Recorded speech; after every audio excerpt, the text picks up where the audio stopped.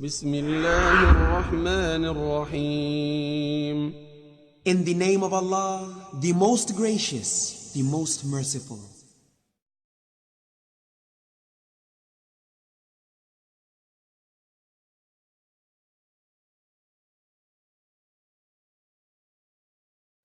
Assalamu alaikum. Bismillah ar-Rahman ar-Rahim. Alhamdulillah, ilaha illallah. Alhamdulillah, ashhadu an la ilaha illallah wahdahu la sharika lah. Wa ashhadu anna Muhammadan abduhu wa rasuluhu amma ba'd. Now, brothers and sisters, I know the organizers are going to get mad at me. I know it. But I am a teacher. And it is incumbent upon me as a teacher to see the people I'm speaking to. I have no idea why all the light is up here and you're sitting in darkness. If they would, I would love if they can turn the lights on so that I can see you while I'm speaking to you. Because I want to know if you're getting the message. You might be sleeping. No, for real. And I want to make sure you don't go to sleep. And I want to make sure that you're getting the message that if it's possible, if they can turn on the lights. If not, alhamdulillah. Someone once said, the most important knowledge that you can ever have is the knowledge of yourself. I do believe that it is important to know yourself. For instance, most of you know my name. What's my name? Siraj Wahhaj. You should ask me, how did I get that name? Since Allah mentioned in Quran, Udu'uhum li abaihim, call them by their father's name. My father's name was not Wahhaj. My name was taken from Al-Quran. And we sent them Siraj Wahhaj. We sent them Siraj Wahhaj. Why do I have the name Siraj Wahhaj? If Allah says, call them by their father's name, why do I have the right to change and take on a name that was not the name of my father? You ought to ask the question, why? Because my great-grandfathers and ancestors were slaves in this country. You have heard the name Reverend Al Sharpton. How did he get the name Sharpton? His great-grandfather's name was Coleman Sharpton. And the reason that his name was Coleman Sharpton is that his slave master name was Sharpton. And in those days, the slaves carried the names of the slave master. So when I became Muslim, I rejected not my father's name, but the name of my father's slave master. So we took the name Siraj Wahhaj. Call them by their father's name. Tell me the name of the most prolific narrator of hadith. What companion narrated more hadith than any other companion? Tell me. Abu Hurairah. Agreed? That wasn't his real name. What's his real name?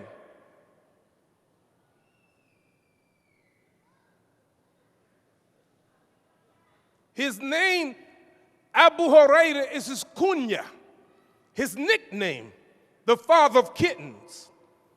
The name that the Prophet gave him, Abdurrahman. But nobody knows him as Abdurrahman, Abu Hurairah. And Abdurrahman wasn't the name he was born with. What name was he born with? Abdul Shams, the servant of the sun, and the Prophet sallallahu alaihi wasallam, no, you're not the father of the son, you're Abdul Rahman. So the name is important. The most important knowledge is not the knowledge of yourself. The most important knowledge you can ever learn is the knowledge of Allah. The knowledge of Allah is the key to everything. I want you to think for a moment as I go on the condition of the Muslim Ummah. What is the condition of the Muslim Ummah? Would you give it an A? Would you give it a B? Would you give it a C? Would you give it a D? Would you give it a failing grade? What grade would you give it?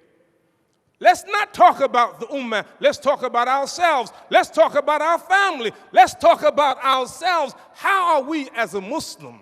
What are we doing? Where are we going when the conference is over? Where will we go? What will we do Monday and Tuesday next week when we're not at this conference? The key is Allah. So Allah mentions the Quran, وَلَهُ الْأَسْمَاءُ الْحُسْنَى, and He has the most beautiful names. Prophet Muhammad, peace and blessing be upon him, said, لِلَّهِ تِسَةٌ وَتِسْعُونَ إِسْمًا مَنْ حَفِظَهَا دَخَلَ الْجَنَّةِ. Allah has 99 names. Whoever memorizes them shall go to Jannah. This afternoon, I'm going to make 1 or 2 points. The names of Allah. Many. El-Alim, the known, Rahman, Rahim, El-Hakim, the wise, all of that. I want to take 2 seconds to mention one of the names of Allah. وَمَا مِن دَابَّةٍ فِي الْأَرْضِ إِلَّا اللَّهِ رِزْقُهَا. Allah is Ar-Razaq. There is not one creature on the earth except Allah has taken upon Himself to give it its sustenance. I want you to help me. This young man right here, I'm going to ask you a question. What is the largest animal on the planet? Elephant? Very good. Wrong, but very good. What's the biggest animal on the planet? The blue whale. The blue whale, 100 feet long, with a tongue the size of an elephant, with a heart the size of an automobile, weighing 200 tons, living to be 90 years old. And yet, this blue whale, as big as it is, it eats every day. And do you know what it eats? It eats a little shrimp-like animal called krill. K-R-I-L-L. And do you know how many krill a blue whale eats every day? 40 million krill, weighing 4 tons. And guess what? It eats every day. No college, no university, but yet Allah feeds it because He's Ar-Razaq. The knowledge of Allah. I'm going to quote one verse from Quran, say a few words, and then we finish. Because you come to this conference, you bet not come to this conference and leave and be the same way you came in. How dare you? How dare you come to this conference and sit down for hours, a day and a half, and you go out of the conference the same way you came in? It would be a shame for us not to get something from the conference so that we be better people. And if you're going to be a better person, you better know something about Allah subhanahu wa ta'ala. Allah warns you in Quran, اِعْلَمُوا أَنَّ اللَّهَ شَدِيدُ الْعِقَابِ وَأَنَّ اللَّهَ غَفُورٌ رَحِيمٌ. You better know that Allah is strong in punishment and yet he's forgiving. He's merciful. He's strong in punishment. Don't forget that. I admit today, nobody knows anything about Allah except what he reveals about himself. Nobody knows. How do you know about Allah? You find him in scriptures. The prophets are the best ones to know about Allah. So, what do we know about Allah? Brothers and sisters,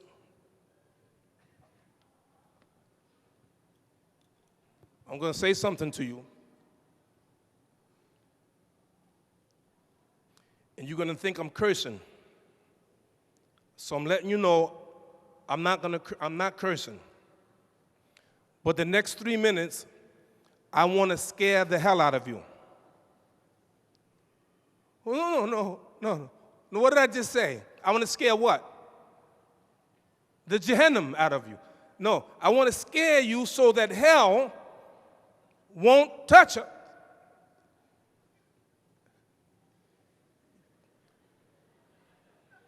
You got it? Now, by the way, one day I'm standing in front of the masjid one morning, and as I'm standing there, a man comes by with 3 children. And one of the children were, lagging behind. So he got to the corner, he said, come on. And this young girl, about 7 years old, said, no, you're not my father. I don't have to listen to you. This girl was saying by nature, everybody know that you have the duty to obey your parents. She knows that. If human beings by nature know that they have to obey their parents, what about Allah subhanahu wa ta'ala? Now, brothers and sisters, how many of you ever got a beating from your parents? Raise your hand. If your parents ever beat you.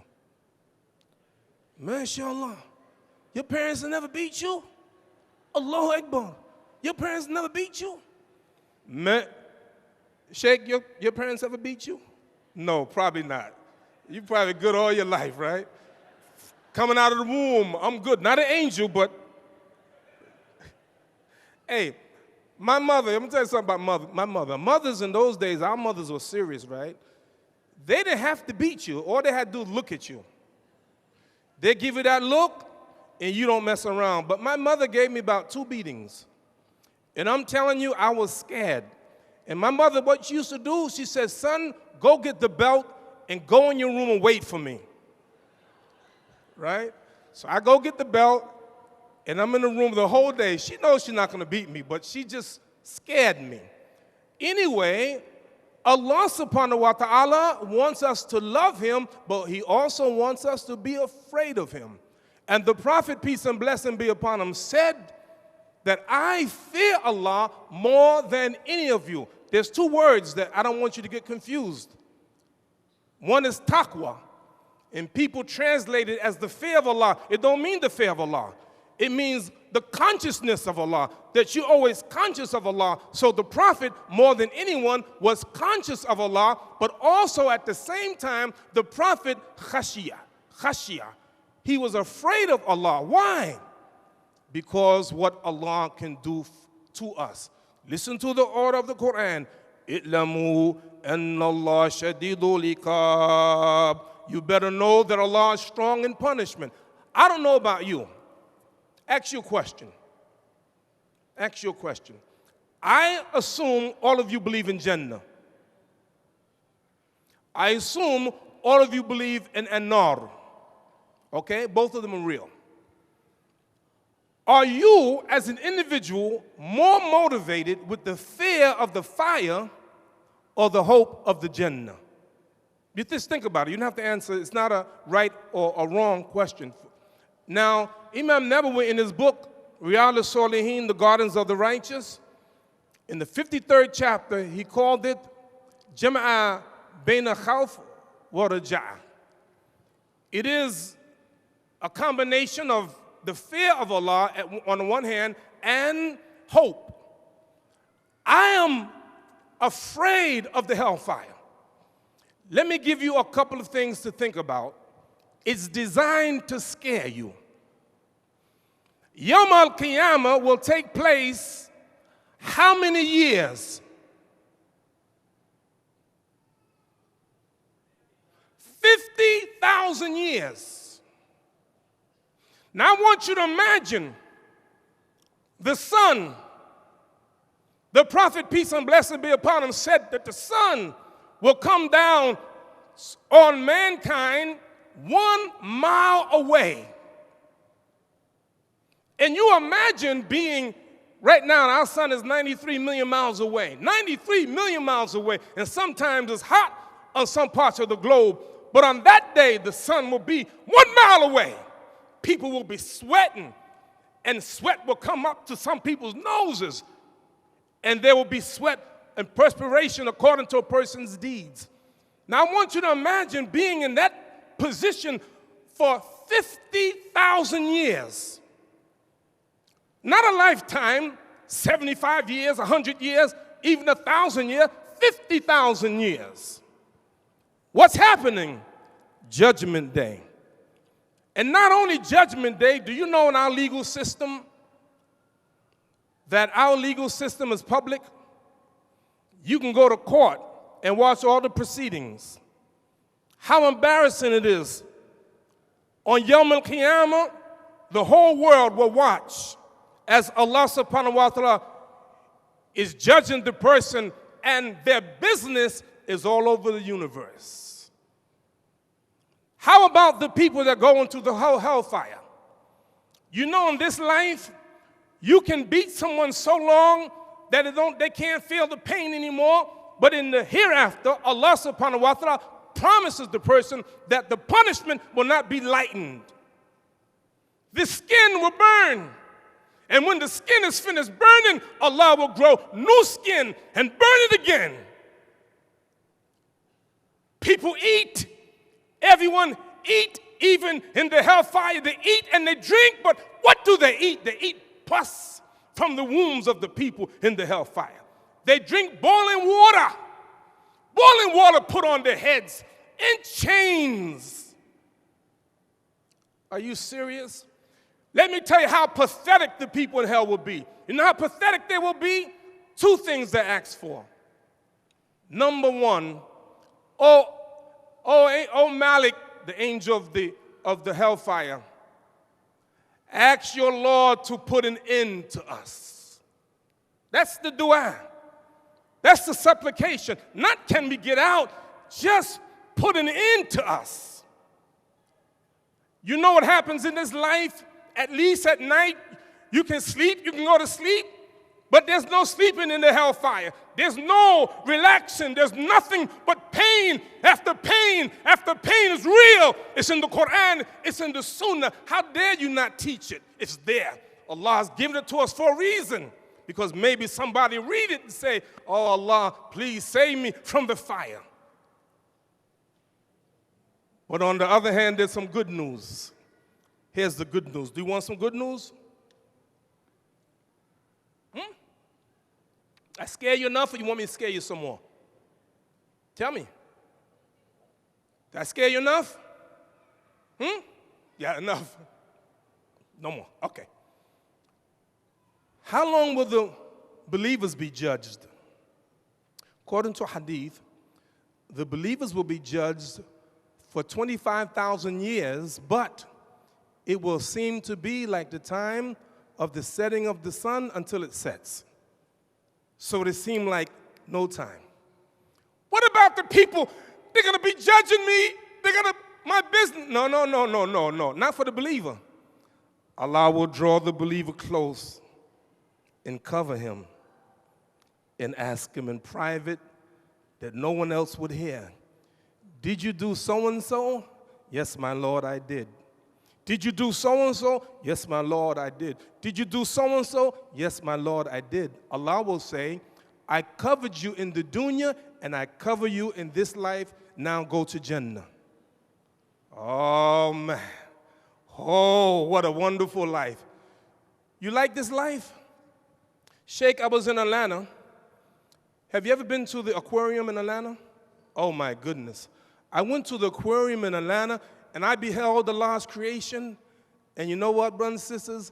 When I saw all those creations of Allah, wallahi, in the midst of the aquarium, I wanted to bow down to make prostration to Allah for being such a magnificent creator. As beautiful as this life is, you ain't seen nothing yet. Let me tell you what I mean. I have 4 minutes. Let me tell you what I mean. Don't get caught up in this world. You know why? Because the one whom you love so much, your mother and your father, will die. Kullu nafsin dha'iqatul maut. Every soul shall taste of death. Your wife one day will die. Your husband will die. Your children will die.